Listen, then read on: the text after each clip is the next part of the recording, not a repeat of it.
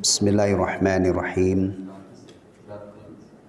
Alhamdulillahi rabbil alamin. Wal aqibatu lil muttaqin. Wala udwana illa 'alal zalimin. Wa asyhadu an la ilaha illallah wahdahu la syarika lah. Wa asyhadu anna Muhammadan 'abduhu wa rasuluhu la nabiyya ba'dah. Allahumma salli wa sallim wa barik ala 'abdika wa rasulika Muhammadin sallallahu alaihi wasallam wa ala alihi wa azwajihi wa dhurriyyatihi wa sahabatihi wa man tabi'ahum bi ihsanin ila yaumiddin, amma ba'd. Ikhwatal iman rahimani wa rahimakumullah, wa arsyadani wa arsyadakumullah, wa waffaqani wa waffaqakumullah. Alhamdulillah, kita dipertemukan kembali oleh Allah Subhanahu wa taala. Yang beberapa waktu yang lalu tertunda ya, karena turun rahmat Allah Subhanahu wa taala. Mari kita manfaatkan sebaik-baiknya pertemuan pada malam hari ini ya, kita syukuri, kita manfaatkan untuk melanjutkan menelaah kitab Al-Adabul Mufrad. Kajian kali ini kita awali dari hadis yang ke 100 menurut ya. Bab 54. Bab Ar-Rahmatu mi'atu juz'in. Rahmat dibagi 100 bagian, atau rahmat ada 100 bagian. Aniz Zuhri qala, dari Az-Zuhri beliau berkata, akhbarana Sa'id ibnul Musayyib. Di situ dieja Musayyib apa Musayyab? Musayyab. Ya. Akhbarana Sa'id ibn al-Musayyib. Sa'id ibnu Musayyab ya, mengkhabarkan kepada kami, anna Aba Hurairah qala, bahwasanya Abu Hurairah radhiyallahu an berkata, sami'tu Rasulullah sallallahu alaihi wasallam yaqul, saya mendengar Rasulullah sallallahu alaihi wasallam bersabda, ja'alallahu azza wa jalla ar-rahmata mi'ata juz'in. Ja'alallahu azza wa jalla, Allah azza wa jalla menjadikan ar-rahmata, rahmat, mi'ata juz'in, 100 bagian. Fa'amsaka indahu tis'atan wa tis'in. Lalu dia menahan, fa'amsaka menahan, indahu di haribaannya, tis'atan wa tis'ina, 99 bagian.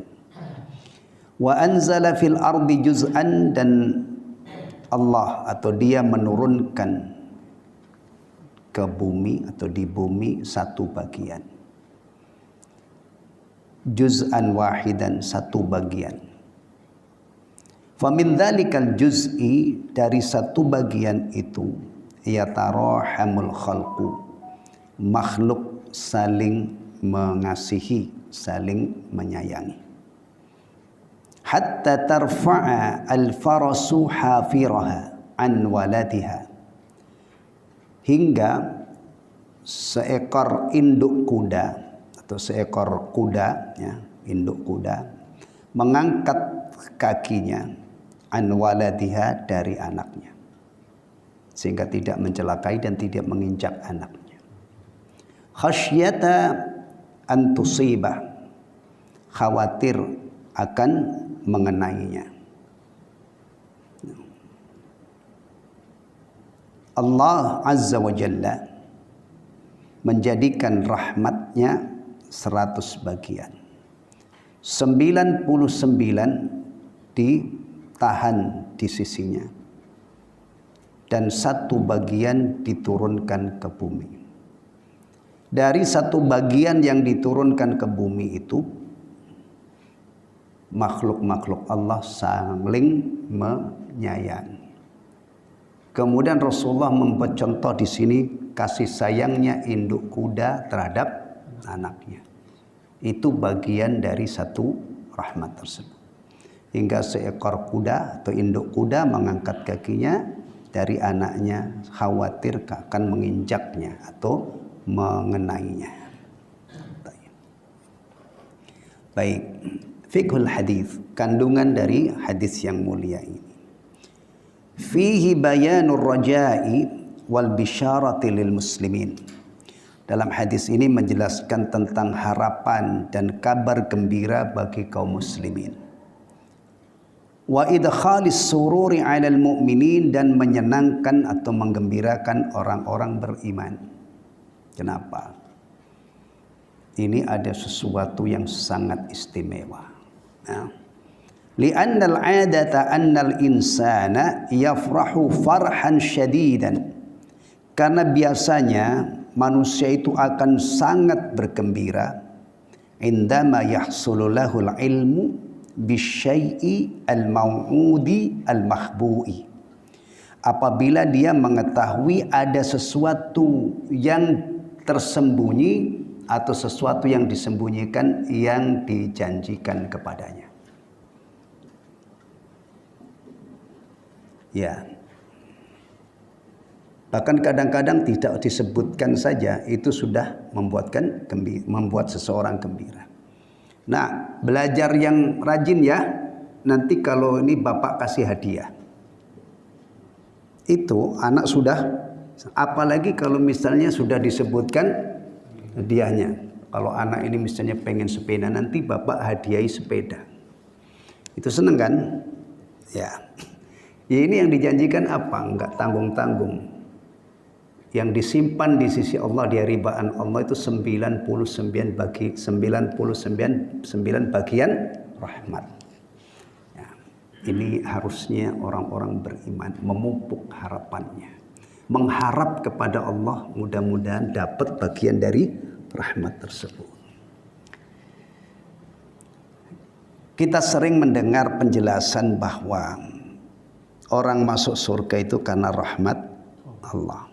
Itu ya. Tapi ini harus difahami dengan baik. Kalau cuma didengar sekilas kemudian gagal faham, itu bahaya banget. Kenapa? Nanti ada orang-orang yang cuma bergelantungan mengharapkan rahmat Allah. Betul ya? Ngapain sih hidup susah-susah? Masuk surga itu bukan karena amal, tapi karena rahmat. Itu kalau gagal faham berarti amal ini menjadi apa namanya? Enggak penting, enggak perlu. Gitu kan? Bisa jadi begitu kan? Apa benar? Ketika Rasulullah SAW menjelaskan bahwa tidak ada seorang pun di antara kalian yang selamat semata-mata karena amalnya. Itu berarti beliau melemahkan semangat umatnya untuk menjalankan berbagai macam kewajiban, menjalankan setelah kewajiban semangat untuk mengerjakan amalan-amalan mustahab. Gak mungkin begitu ya.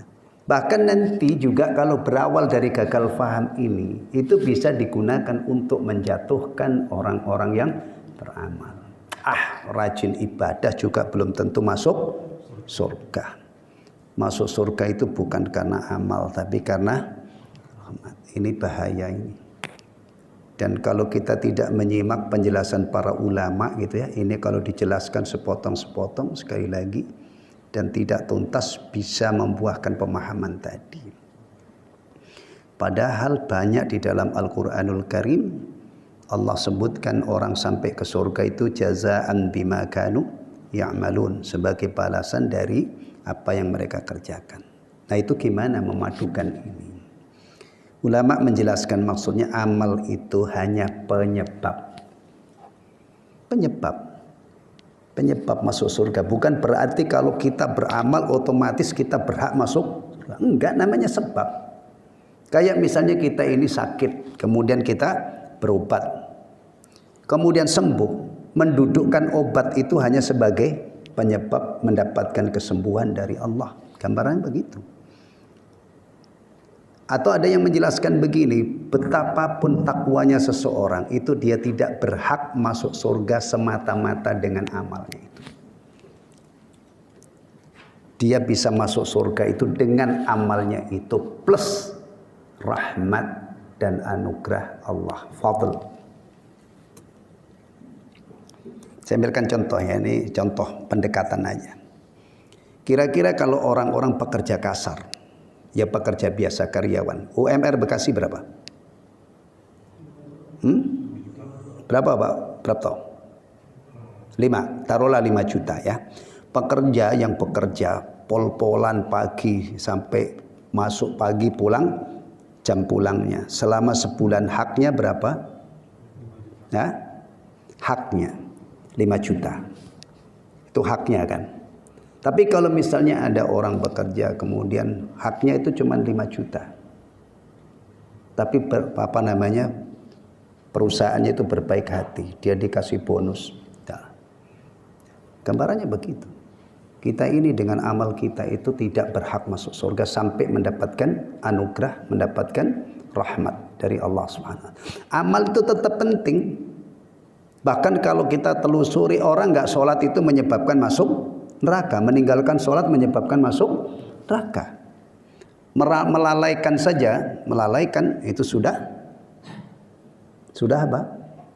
Diancam dengan ancaman yang sangat mengerikan. Nah, ini begini-begini ini untuk yang sudah taklim ya, itu harus jelas. Kalau yang sekilas-sekilas di luar sana dengar gitu ya bisa gagal paham. Amal dianggap nggak penting, kemudian keselamatan dan kebahagiaan akhiratnya itu hanya disandarkan kepada rahmat.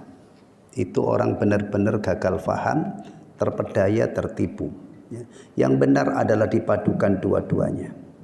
Kita beramal sebatas kemampuan kita, setelah itu kita mengharap rahmat Allah, ya, kita mengharap karunia Allah, kita mengharap semoga dengan amal kita itu menjadi sebab kita masuk surga. Sebab itu ya kadang-kadang bisa efektif, tidak bisa efektif. Makanya tidak boleh kita ini menepuk dada, ya, saya ini penghuni surga karena saya rajin ibadah. Loh, itu tadi. Ini juga salah, ya. Atau yang mengabaikan ketaatan kemudian bergelantungan atau bersandar kepada rahmat itu juga tidak dibenarkan. Bahkan ada korelasi yang sangat kuat, siapa yang dirahmati oleh Allah itu? Siapa? Orang-orang yang taat, menjalankan perintah-perintahnya, menjauhi larangannya. Nah, maka orang yang durhaka itu kadang-kadang bahkan jelas-jelas ancamannya dikutuk oleh Allah, dilaknat. Ya kan, berarti antara ketaatan dengan mendapatkan rahmat ini ada korelasinya, ada hubungannya yang sangat erat. Bahkan banyak kalau dosa-dosa besar itu kalau kita pelajari, pelakunya diancam mendapatkan laknat. Laknat itu artinya diblokir dari rahmat Allah. Ya. Bahkan salah satu tolak ukur sebuah maksiat dikatakan dosa besar itu adalah adanya laknat bagi pelakunya. Baik. Itu tadi ya, kita sepakat ya bahwa manusia itu punya tabiat, dia akan senang banget kalau dikasih tahu bahwa dia akan mendapatkan sesuatu, mendapatkan sesuatu yang yang dijanjikan. Wali annahu idza hasala lahu birrahmah alwahidah fi hadhihi dar. Ya. Dan juga jika dia mengetahui bahwa dengan satu bagian rahmat saja di dunia ini, kullu hadhihin ni'am, semua kenikmatan, minal Islam, berupa nikmat Islam, wal Quran was salat, ya, war rahmah fi qalbihi, kasih sayang di dalam hatinya, wa ghairi dzalika, dan selain itu, mimma an'amahullahu alaihi bihi, dari nikmat-nikmat lain yang Allah curahkan kepadanya. Ya. Kalau dia juga mengetahui dengan satu rahmat saja yang Allah kucurkan di dunia ini, ya, seperti nikmat Islam, nikmat Al-Quran, nikmat sholat, nikmat kasih sayang yang ada di dalam hati, ya.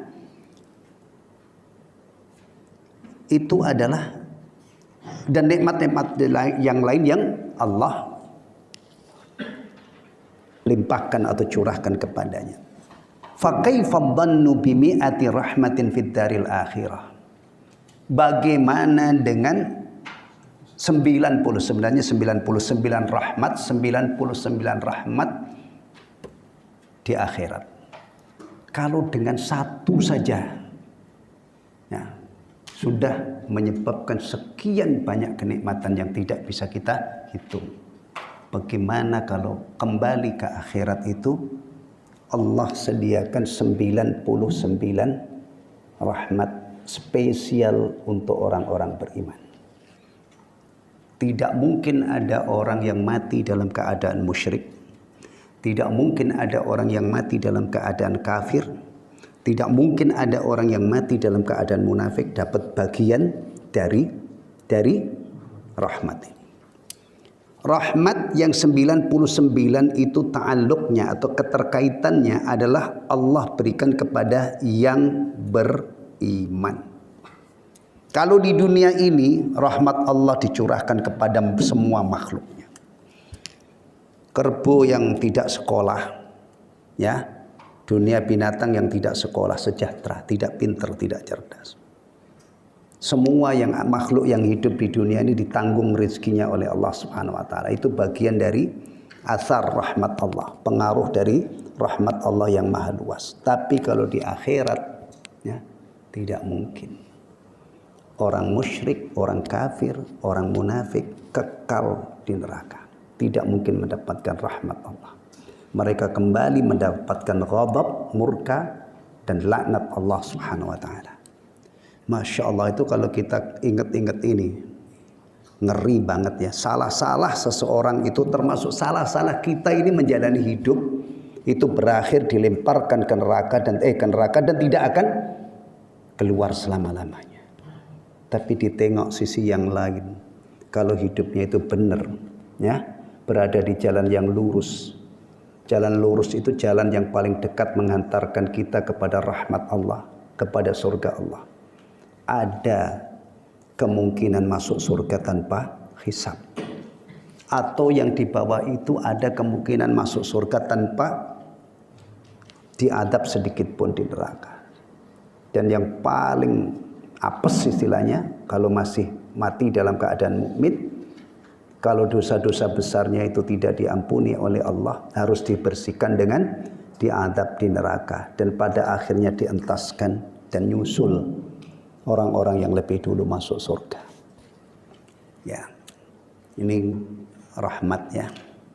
Makanya kalau kita sudah bicara akhirat itu ya, kita akan meyakini hal-hal yang luar biasa. Ya. Kalau kita bicara surga, surga itu tidak seperti di dunia ini. Kenikmatan surga itu adalah belum pernah dilihat oleh mata. Nikmat yang benar-benar ya kita ya sampai di situ aja tahu kita. Nggak mungkin kita bisa tentukan begini dan begitu karena batasannya adalah apa? Belum pernah dilihat oleh mata. Belum pernah terdengar oleh telinga, belum pernah terbetik di hati siapapun. Fisik ahlul jannah itu tidak seperti di dunia ini. Dari sisi apa posturnya 60 dhira. Kalau kita kan kontet-kontet kecil-kecil gini kan. Itu semua adalah asar dari tadi 99 rahmat Allah. Kita itu kalau bicara surga, penghuninya saja secara fisik itu Masya Allah. Dan ini kadang-kadang ada orang itu tidak ngerti bagaimana sih istimewanya fisik ahlul jannah itu. Ya, dia hidup terus tidak akan mati, sehat terus tidak akan pernah sakit, apalagi muda terus tidak akan menua, sejahtera terus, nikmat terus, tidak pernah sengsara. Itu keadaannya. Ya. Belum lagi beda banget dengan keadaan kita di dunia. Di dunia ini tuh, ya kita capek, kita kadang-kadang sakit, kadang-kadang menikmati satu nikmat, setelah itu kita sengsara. Ada nggak orang ketika makan sesuatu itu lahap banget, enak banget, habis itu sakit perut, diare, mungkin kan? Itu di surga itu Rasulullah mengkabarkan orang penghuni surga itu tidak buang air. Tidak buang air besar, tidak buang air kecil, tidak ada ingus, tidak ada ludah. Masya Allah. Lalu bagaimana? Kan beda banget dengan kita ini. Kita ini kalau seminggu saja nggak bisa BAB, nggak bisa buang air, itu sudah gelisah kita. Pasti sudah berdampak malam. Di sana itu dijelaskan oleh Rasulullah tidak buang air. Jalur pembuangannya adalah melalui rush keringat, dan keringatnya itu bau harum. Begini-begini ini kalau diyakini orang mukmin mendengar akhbar berita tentang surga dari Rasulnya Sallallahu Alaihi Wasallam, yang dia yakin Rasul itu tidak pernah bohong, tidak pernah dusta, itu menjadi bagian keyakinannya tentang surga. Jadi sesuatu banget. Ujung-ujungnya mabuk dia, mabuk surga. Keluarlah doa yang dipanjatkan sepenuh hati, Allahumma inna nas'alukal jannah. Di sisi yang lain kalau dia juga fokus memperhatikan neraka berdasarkan qala Allah, berdasarkan qala Rasulullah sallallahu alaihi wasallam, dia juga akan membayangkan kengerian yang tiada tara. Iya kan? Akhirnya keluarlah doa, Allahumma inna nas'alukal jannah wa na'udzubika minan nar. Ya. Sekedar gambaran juga seberapa nikmat si surga itu. Rasulullah menyatakan nanti akan didatangkan orang yang paling nikmat hidupnya di dunia ini, tapi menjadi penghuni neraka. Ya, setelah dihisab itu dia min ahlil jannah, dan itu berdasarkan keadilan Allah. Tidak mungkin Allah berbuat zalim, ya kan? Taib. Ini orang yang paling nikmat di dunianya. Setelah diceburkan sesaat, ditanya. Tentunya Allah Maha mengetahui, tapi supaya kita itu bisa membayangkan betapa dahsyatnya neraka. Ya Bani Adam, wahai Bani Adam, fulan, kamu pernah nggak merasakan satu kebaikan saja selama hidupmu? Satu, padahal ini orang yang paling nikmat. Orang paling nikmat antum membayangkan hari ini gimana hidupnya? Maaf saja, tinggal di sini nggak, di lingkungan antum nggak? Enggak lah. Mana level, mana mau dia tinggal di sini. Nikmat, paling nikmat. Nggak tahu siapa orangnya, yang jelas kriterianya paling nikmat. Baru disebut kecepurkan sesaat. Ditanya, kamu pernah nggak merasakan kebaikan satu kali aja dalam hidup? La wallahi ya Rabbi. Demi Allah wahai Rabbku, aku tidak pernah merasakan kebaikan satupun, satu kali pun. Didatangkan orang yang paling sengsara waktu hidup di dunia, tapi dia min ahlil jannah, tentunya orang beriman. Dan banyak memang orang-orang beriman itu yang hidupnya sengsara. Bahkan Nabi mengkabarkan dulu itu ada orang ditangkap, kemudian digalikan lubang, digergaji dari kepalanya sampai terbelah dua badannya. Dan gerajinya itu bukan gaji senso kayak sekarang itu yang cepat terbelah. Dia grek gaji, ya kan? Mungkin orang itu atau yang lain, wallahu taala alam. Dan orang beriman itu memang banyak yang mengalami cobaan berat, bahkan dieksekusi. Orang-orang kafir itu kalau mereka menyiksa orang beriman itu sadisnya luar biasa.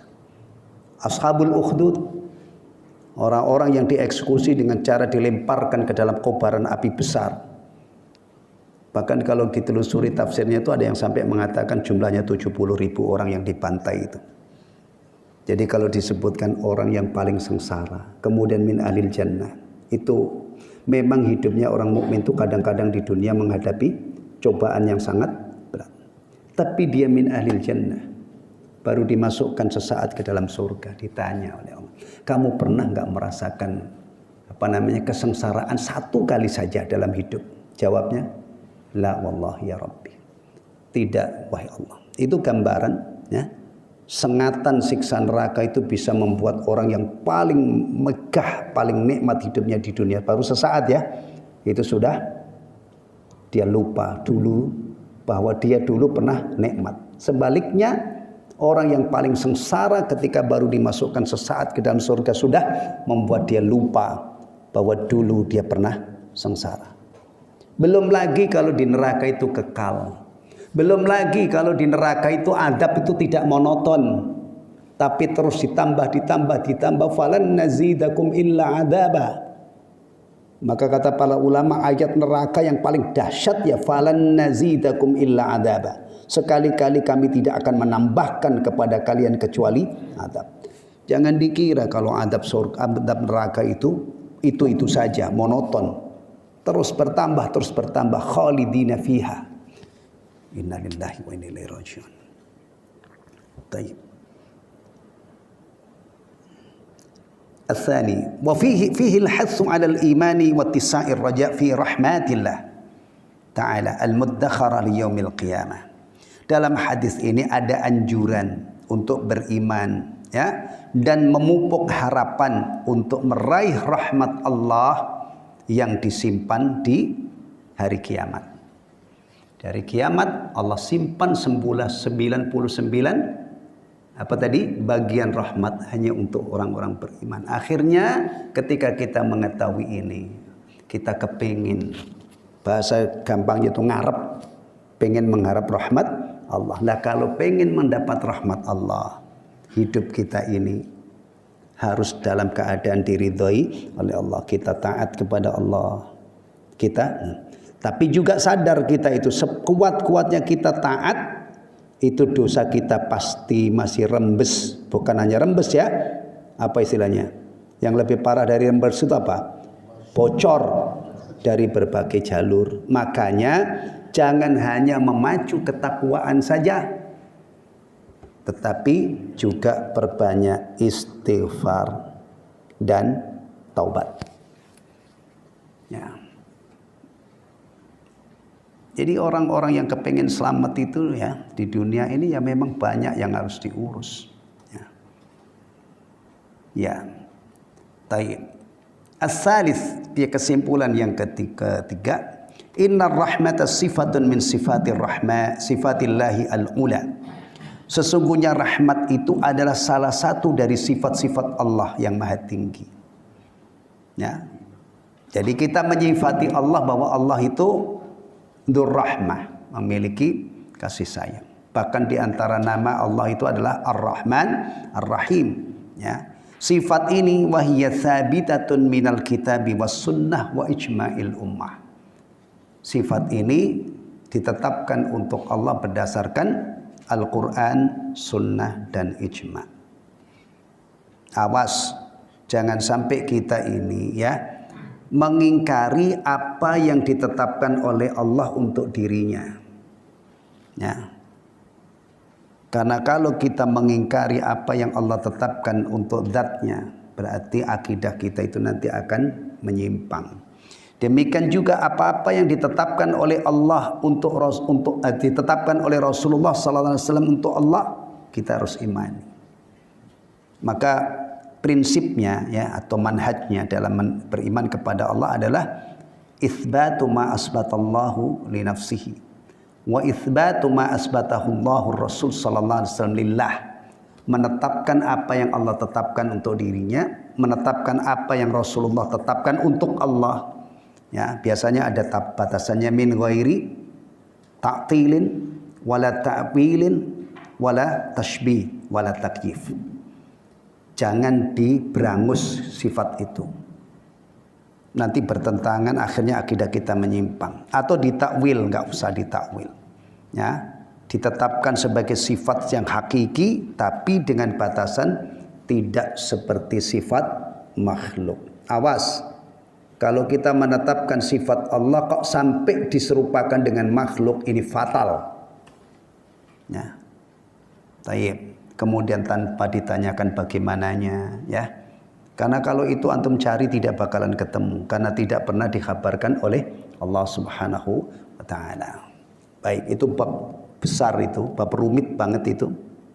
Kalau kita kaji secara spesifik itu bab asma was sifat.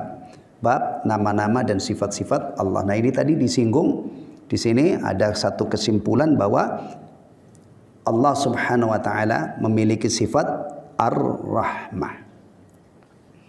Ya. Kemudian kalau turunannya, kalau kita sudah mengetahui tadi ya, bahwa rahmat Allah yang disimpan itu ada 90, akhirnya kita mengharap kepada Allah semoga kita mendapatkan bagian dari rahmat tersebut. Baik. Sampai di sini ikhwatal iman, hadis nomor 100 ya, dan hadis-hadis sebelumnya ini terapannya di rumah. Ya. Ini terapannya di lingkup rumah. Ya, hadis ini ada kaitannya dengan siapa yang tidak menyayangi maka tidak disayangi.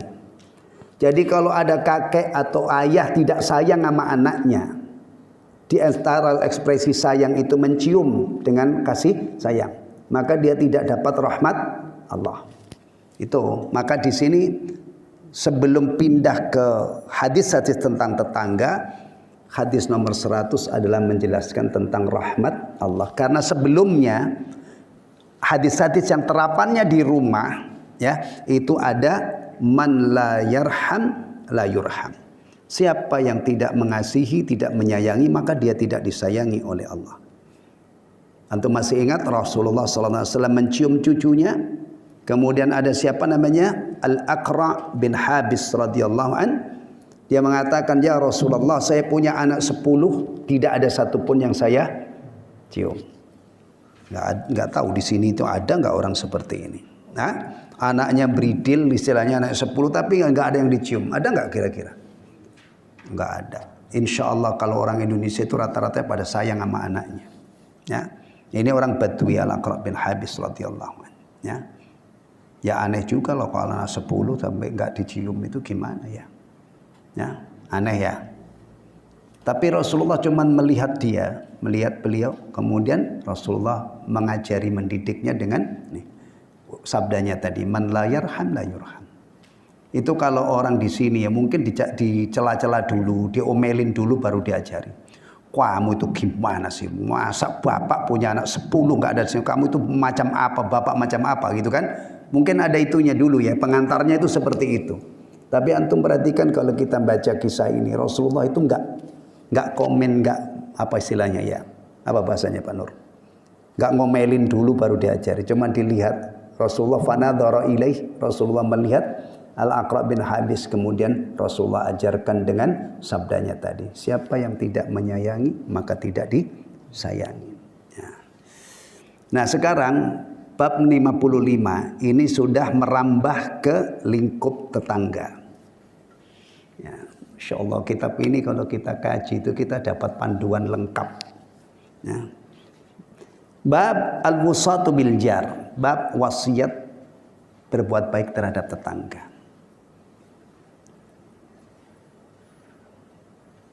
An Aisyah radhiyallahu anha, dari Aisyah semoga Allah meridainya, anin Nabi sallallahu alaihi wasallam qala, dari Nabi sallallahu alaihi wasallam beliau bersabda, ma zala Jibril yusini bil jar hatta dhanantu annahu sayuwarrithu.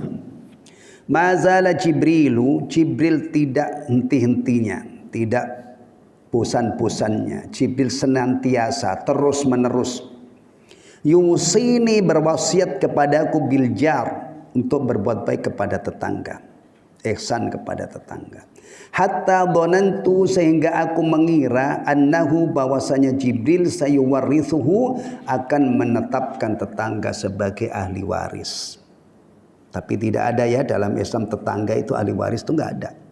Nah, kecuali kalau tetangganya itu anaknya. Nah, iya, atau ahli waris yang lain. Saudara ya kan, kadang-kadang saudara itu bisa mendapatkan warisan. Tapi kalau tetangga enggak. Jadi kalau misalnya ada tetangga ya, punya tetangga kaya raya mati, kemudian datang, saya minta warisan dong. Warisan dari mana? Tapi kalau tetangganya ini miskin, kemudian tetangganya dia miskin, tetangganya kaya raya, itu mestinya renes. Ya, renes dengan kebaikan, tapi bukan dari warisan ya.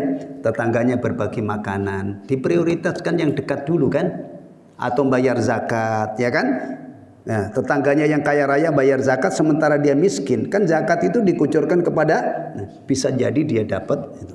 Itu pun kalau orang kayanya takut sama Allah, sehingga hartanya itu dikelola sesuai dengan petunjuk Allah. Bayar zakat, sedekah.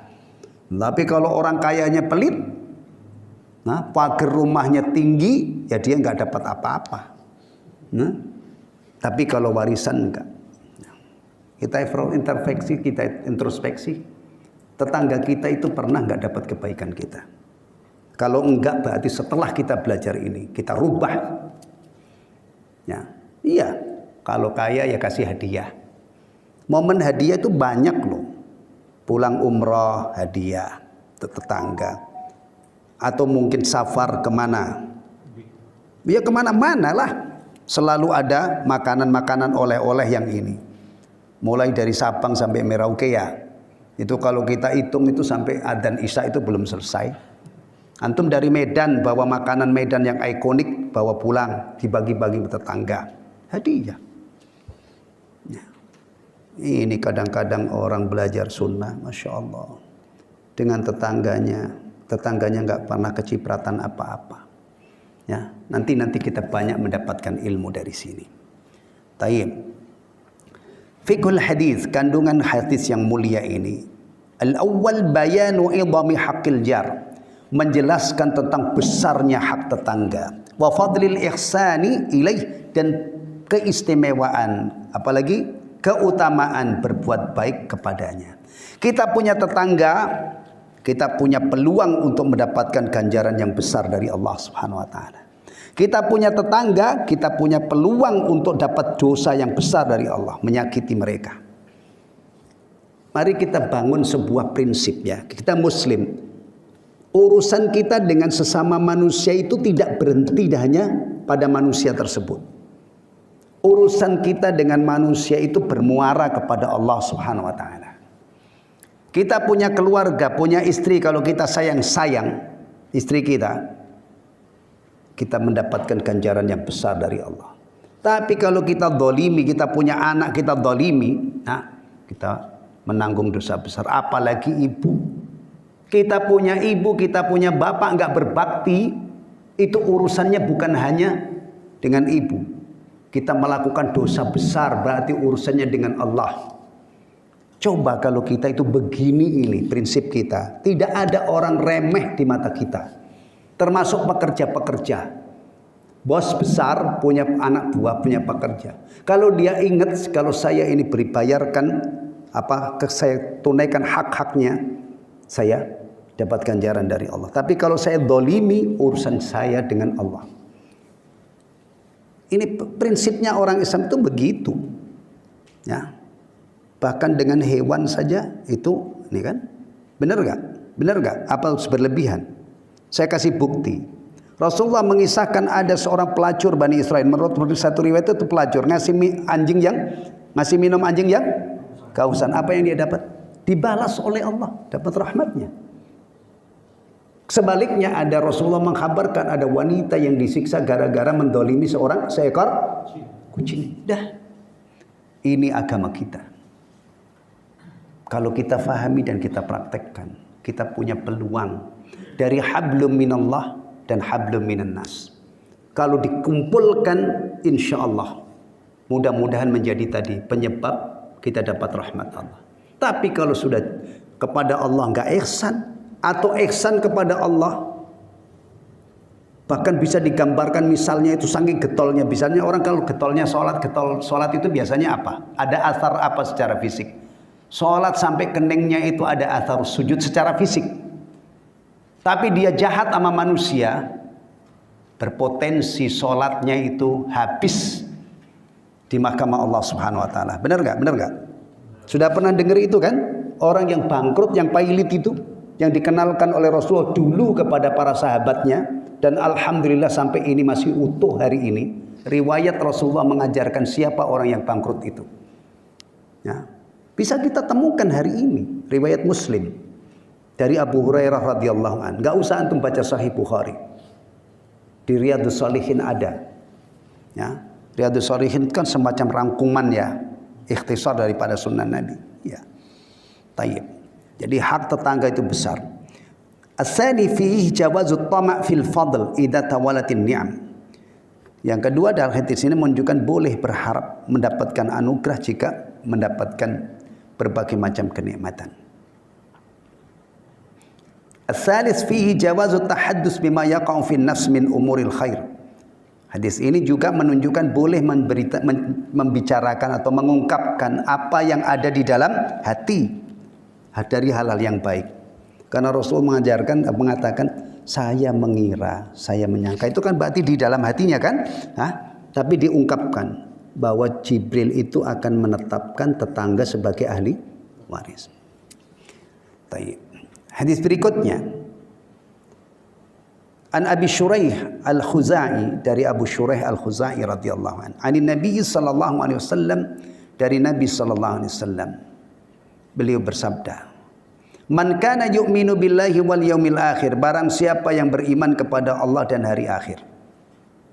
Kalau ditetilkan sedikit, dikulik sedikit ya. Beriman kepada Allah itu yang kita imani apa? Di antaranya Allah Maha melihat, Allah Maha mengetahui, Allah Maha mendengar.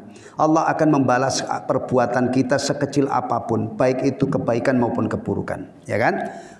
Beriman kepada hari akhir. Hari akhir itu juga kalau kita kulik sedikit, nanti kita akan dibangkitkan, kita akan dimahsyar, kita akan dihisab, amal kita akan ditimbang, ya kan? Kemudian juga ada sirat titian yang membentang di antara dua bibir jahanam, kemudian ada surga dan neraka.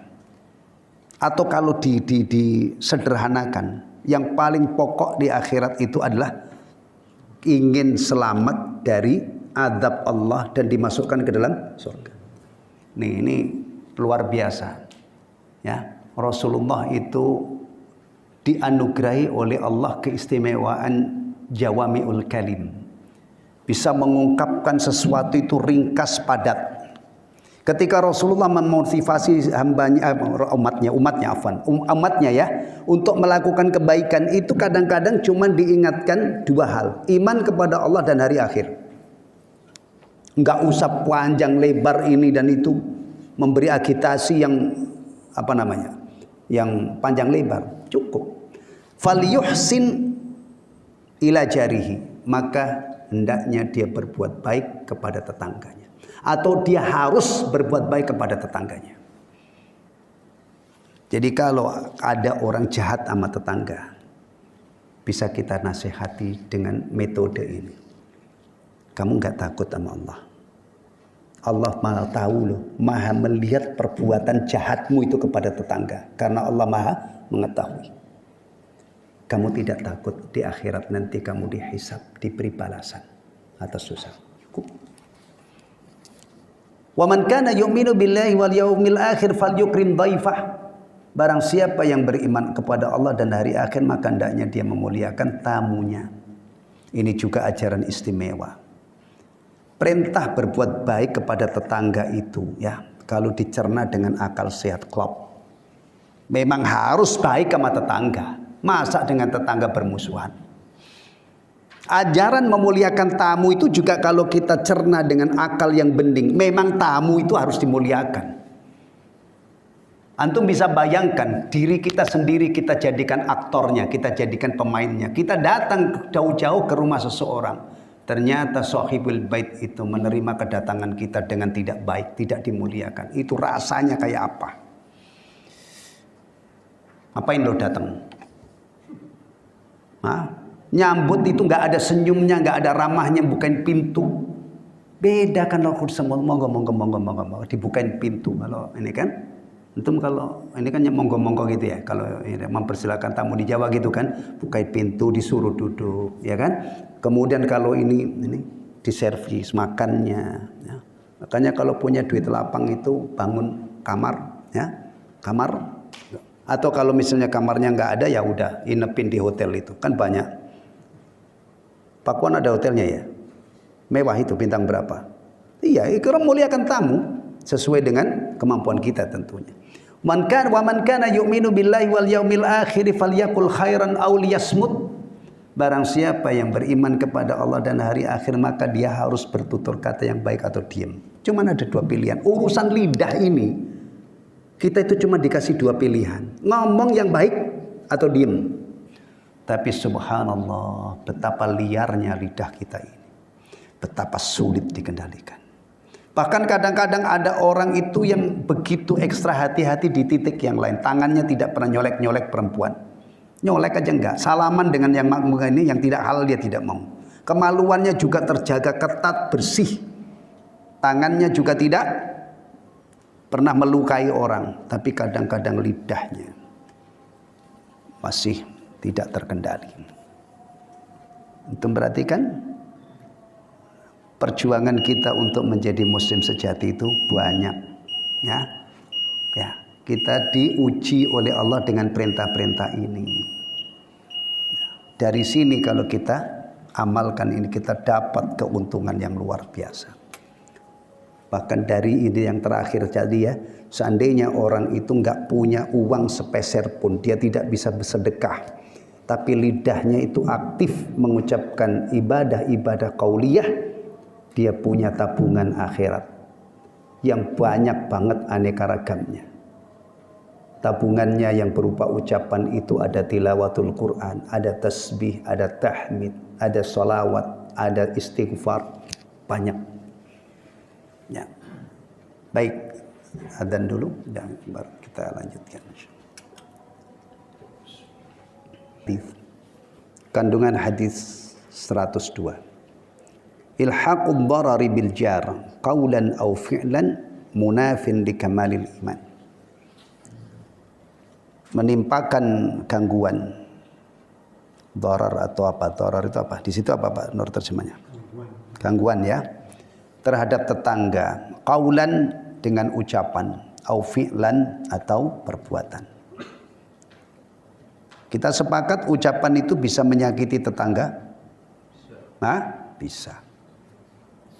Juga bisa membuat tetangga itu sangat nyaman. Ya, ucapan punya rasa. Ya. Munafin di kamalil iman, meniadakan kesempurnaan iman. Masya Allah. Padahal iman itu kita upayakan ya selalu naik.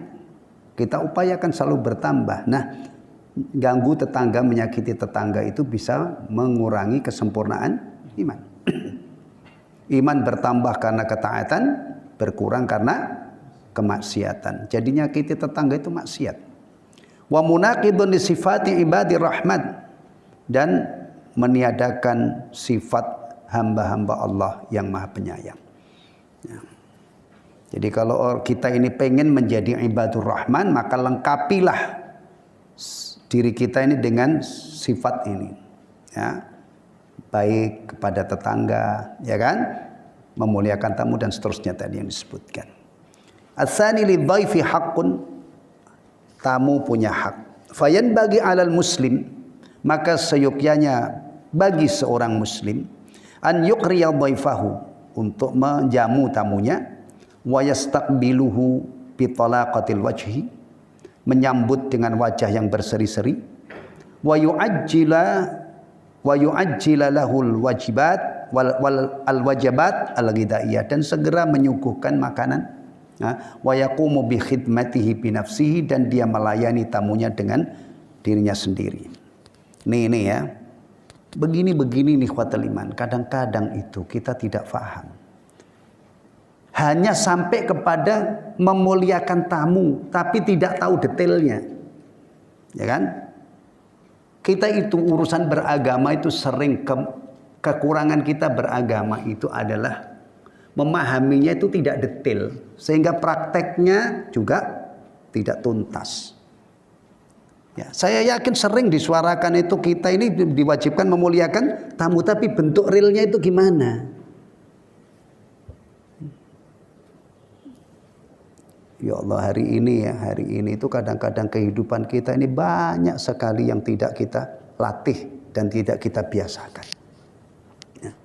Banyak orang tua itu ngeluh, anak-anak saya itu kok jauh banget ya dengan saya di waktu kecil.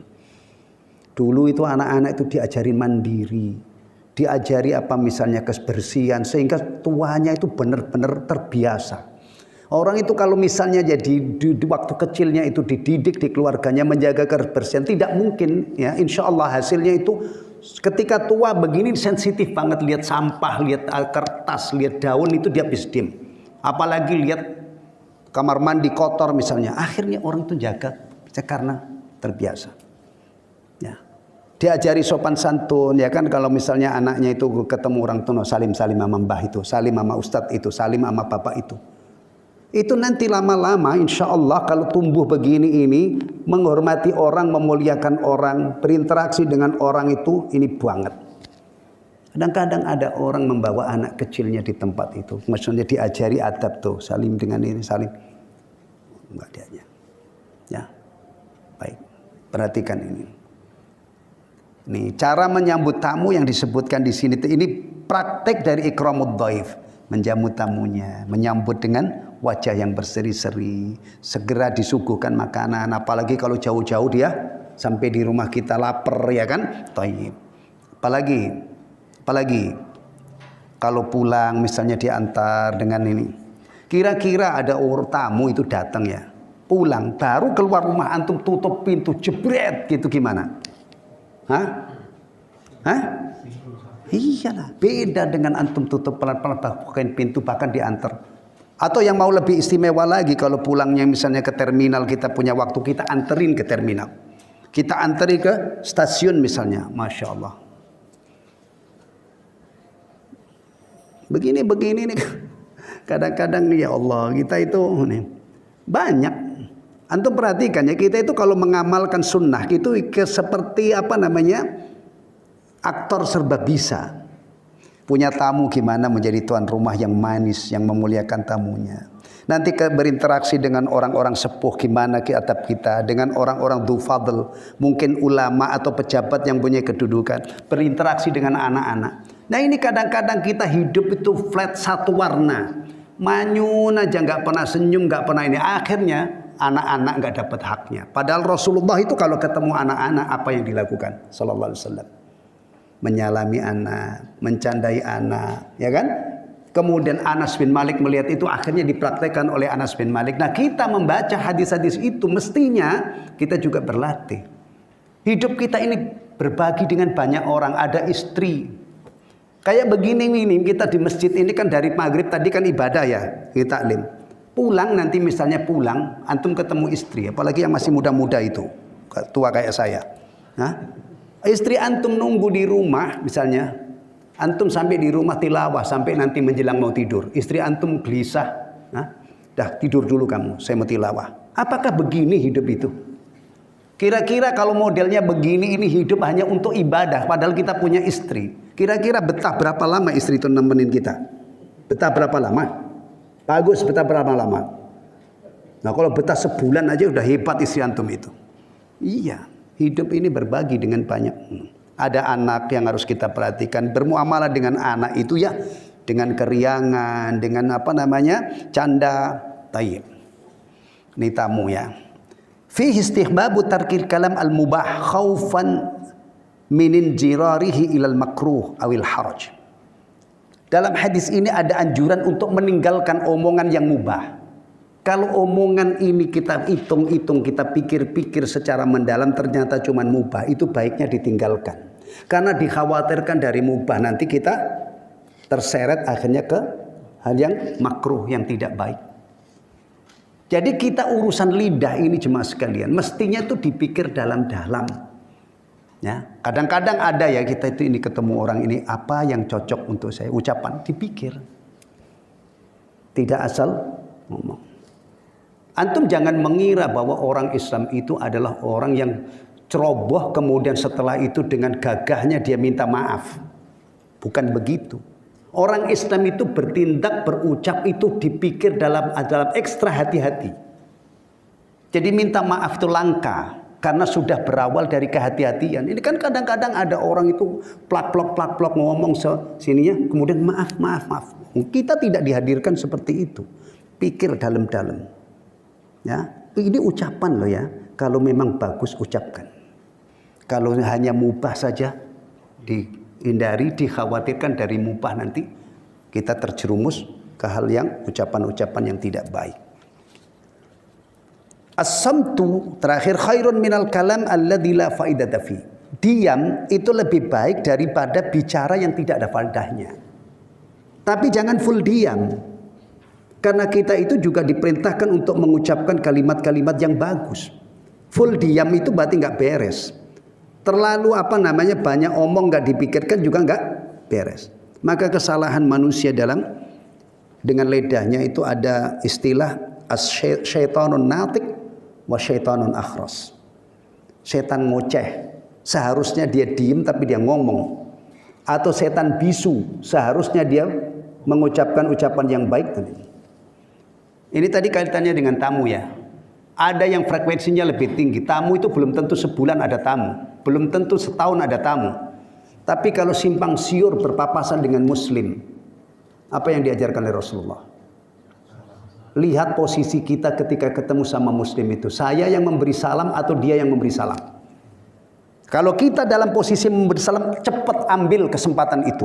Ar-rakib alal mashi, yang naik kendaraan menyalami yang jalan. Al-mashi alal qa'id, yang berjalan nyalami yang duduk, yang datang, yang sedikit nyalami yang banyak. Kalau posisi kita itu, kemudian salam itu dikemas dengan wajah yang berseri-seri, dengan senyum, disampaikan dengan bagus. Yang menerima diajari untuk membalas dengan yang lebih baik daripada yang dia terima. Apa hasilnya? Saling mencintai. Tebarkan salam di antara kalian, maka kalian saling mencintai. Dan juga Rasulullah ajaran tentang salam itu adalah kamu sampaikan kepada orang yang kamu kenal maupun yang tidak kamu kenal, selama kita yakin dia muslim. Salam. Ini kadang-kadang ya Allah, ya, orang-orang yang sudah belajar ini tuh ketemu orang, maaf saja, itu kadang-kadang lebih ramah daripada orang yang belum belajar ini. Ya, saya tagih itu. Saudara-saudara saya yang sudah banyak mengkaji tentang hadis-hadis Nabi, mestinya Anda amalkan itu. Menjadi menjadi contoh, menjadi teladan. Ya. Satu hal lagi Pak, atau cukup? Cukup? Kalau antum cukup ya alhamdulillah, saya malah senang. Fadal ya. Silakan.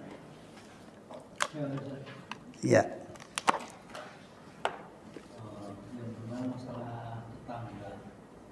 Itu kalau ada tetangga kita, dia mendiamkan kita. Dan itu katakanlah memang sudah wakaf dia. Apabila ada orang yang tidak dia sukai, dia diamkan. Kita salami, tidak menjawab. Nah, padahal itu tetangga. Bagaimana sikap kita? Apakah upaya datang langsung ke rumah dia minta maaf sudah pernah? Ya, tapi apa? Tetap begitu saja. Baik. Bismillahirrahmanirrahim. Islam itu membekali kita lengkap. Berbagai macam kondisi. Nanti dari hadis-hadis ini yang kita pelajari, sebagian menjawab pertanyaan antum. Tapi karena sudah antum tanyakan, saya kasih gambaran. Agama kita itu membekali kita bekal yang sempurna, yang komplit. Kalau kita bisa amalkan, ya, maka kita itu punya solusi untuk menghadapi berbagai macam kasus. Kita hidup bertetangga, pastikan dari kita ini yang sudah ngerti kewajiban ihsan kepada tetangga, baik itu tertuang dalam Al-Quran dan juga dalam hadis-hadis ini, ya, kita mainkan ini, ajaran ini, kita praktekkan. Semangat kita ketika kita bertetangga adalah berbuat baik kepada tetangga kita. Berbuat baik itu banyak, bertutur kata yang baik, diantara kan berbuat baik, nyakiti itu kan ada qaul wa fi'al, ya. Demikian juga berbuat baik itu, kita muliakan dia, kita sapa dia, kalau muslim kita salami misalnya. Jadi memuliakan tetangga itu juga minimal dengan ucapan, syukur-syukur bisa dengan perbuatan. Rasulullah itu memotivasi para muslimat. Ini karena ini kaitannya urusan dapur, ya. Asalnya makanan itu kan dimasak di dapur. Rasulullah motivasi, wahai para wanita muslimah, jangan kamu meremehkan pemberian kamu kepada tetanggamu meskipun yang kamu berikan itu hanya kaki kambing. Antum bisa bayangkan, ini dari kita kepada tetangga kita. Kita berbuat ihsan, kita tidak mengganggu mereka, tidak mendolimi.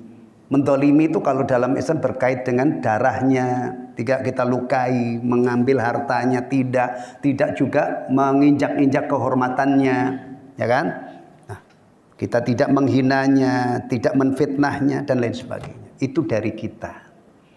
Nah, realita kehidupan itu kadang-kadang kita sudah berbuat baik seperti yang Bapak katakan tadi, dia tidak merespon. Dah, nggak usah gusar, nggak usah bis ini balikin salam saya. Mau kamu saya salami nggak usah. Kenapa? Karena ketika Bapak mau menyalami dia itu adalah untuk apa?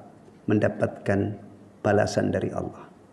Maka salah satu kiat supaya kita itu kalau melakukan kebaikan kok nggak dibalas, nggak dihargai dan kita tidak nyesel. Pastikan ketika kita melakukan itu niat kita itu bukan ingin mendapatkan balasan dari dia. Tapi kita mengamalkan yang diajarkan dalam agama, mudah-mudahan dapat ganjaran. Begitu. Dan juga dari ihsan tadi ya, itu Masya Allah, peluang dapat ganjaran itu luar biasa. Demikian juga kita itu bisa mendapatkan ganjaran dari kesabaran kita terhadap gangguan tetangga. Itu bekalnya. Kalau kita menghadapi yang bagus-bagus ya, kita balas dengan kebaikan juga, minimal dengan doa. Tapi kalau misalnya ada tetangga yang tidak baik, bukan hanya tetangga, ada istri kadang-kadang sifatnya mungkin membuat kita marah dan kita maafkan, dari situ kita dapat ganjaran karena memaafkan dan bersabar. Dan juga ingat, kita itu ditempa oleh Islam menjadi orang hebat. Jauh lebih hebat daripada pegulat-pegulat hebat, petinju-petinju hebat. Ya, pemain-pemain apa itu kalau yang tingkat internasional UFC ya, MMA misalnya. Kenapa? Rasulullah mengajarkan orang yang perkasa itu bukan orang yang tidak terkalahkan dalam berkelahi. Tapi orang yang perkasa itu orang yang bisa mengendalikan dirinya ketika marah. Antum dibikin marah oleh tetangga, tapi antum bisa mengendalikan diri, gak membalas misalnya ya. Kecuali kalau dia berbuat zalim, kalau memang ranahnya bisa dibawa ke ranah hukum, laporin supaya tidak melunjak istilahnya. Tapi kalau yang kaitannya dengan kita itu kita bikin mudah. Ya, hak-hak kita itu kita bikin mudah dengan semua orang. Tapi kalau hak Allah, kaitannya dengan Allah, kita wajib minimal mengingkari dengan hati. Iya. Urusan kita itu bikin mudah. Ya, kita tuh tetangga misalnya, tetangga hak kita itu misalnya dapat kenyamanan tidak diganggu. Ternyata tetangga kita itu ganggu, sabar dulu. Nah, kalau kita bersabar dapat ganjaran dari situ. Jadi untuk mendapatkan ganjaran dari Allah itu di samping dari jalur berbuat baik, berikutnya adalah memaafkan atau sabar tabah dengan gangguan orang. Kita di jalan itu sukses menjadi hamba Allah ketika ada orang ngomong yang tidak baik sama kita, kemudian kita tidak balas. Wa ibadur rahmanil ladzina yamshuna 'alal ardi hauna wa idza khatabahumul jahiluna qalu salama. Kita lulus ujian di jalan itu kalau ada orang misalnya maki-maki kita, kemudian lesan kita tidak balas maki-maki, lulus. Tapi kalau misalnya kita ini penampilannya seperti ini, apalagi kayak pakai gamis. Dan saya kalau keluar jarang pakai gamis. Saya pakai peci hitam pakai. Kemudian saya misalnya dimaki-maki orang, kemudian saya juga membalas. Lo jual gue beli misalnya.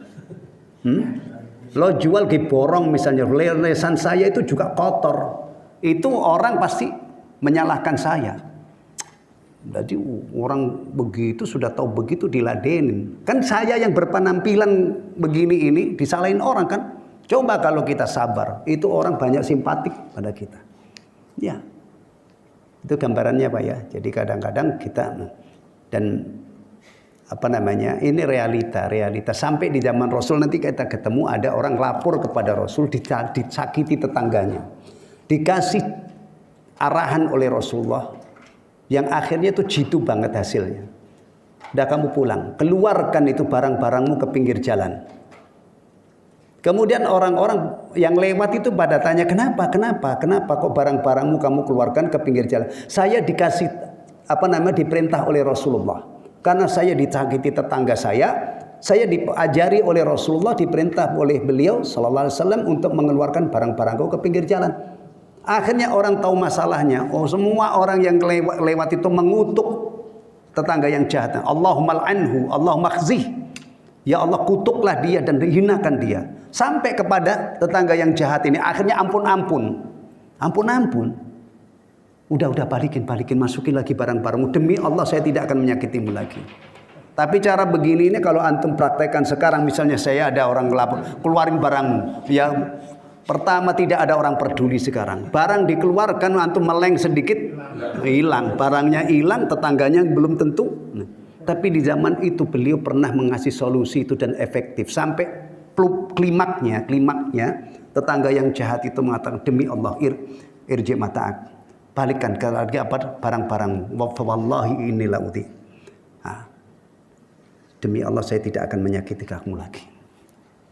Jadi tetangga jahat itu memang ada di mana-mana sejak dulu, gitu kan? Dan kita dibekali. Sekarang sebaliknya. Kita itu kadang-kadang mendapatkan nikmat besar itu kita nggak ngeh kalau itu nikmat. Betapa tersiksanya orang-orang yang punya tetangga yang jahat kan. Bahkan kadang-kadang sampai tidak betah di situ dia pindah. Sementara kadang-kadang kita itu puluhan tahun tetangga kita baik-baik itu kita tidak pernah merasa ini adalah nikmat. Kalau tetangga jahat itu adalah membuat kita sengsara. Tetangga yang baik akhirnya membuat kita bahagia. Itu mestinya adalah nikmat yang besar. Rumah, kendaraan, ya kan? Tetangga yang bagus, rumah yang lapang, kendaraan yang normal, yang lancar, yang digunakan untuk taat kepada Allah. Tetangga yang bagus, istri-istri yang baik, anak-anak yang nurut, yang baik, itu anugerah yang luar biasa. Ya, untuk membandingkan ya, supaya nikmat itu terlihat di pelupuk mata. Bayangkan kalau kita punya tetangga jahat. Maka Islam itu mengajarkan hubungan bertetangga itu idealnya apa? Idealnya apa? Baik. Karena memang Islam itu mengantarkan kita supaya bahagia dunia dan akhirat.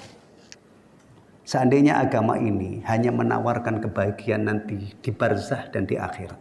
Kamu masuk Islam ya, tapi kamu harus sengsara di dunia ini. Kamu nggak boleh makan enak, kamu nggak boleh, pokoknya kamu harus sengsara. Kamu mau nggak? Kita mau nggak? Kalau saya nggak mau.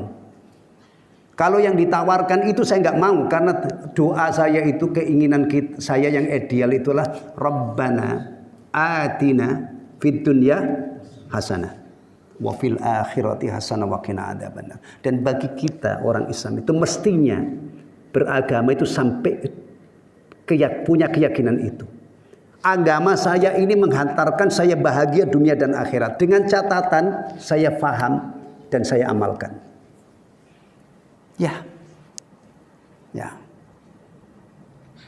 Baik, kalau toh misalnya kita menghadapi ujian di dunia itu tadi yang sudah saya terangkan ya, itu dibanding dengan balasan di akhirat tidak ada apa-apanya, bahkan bisa sabar.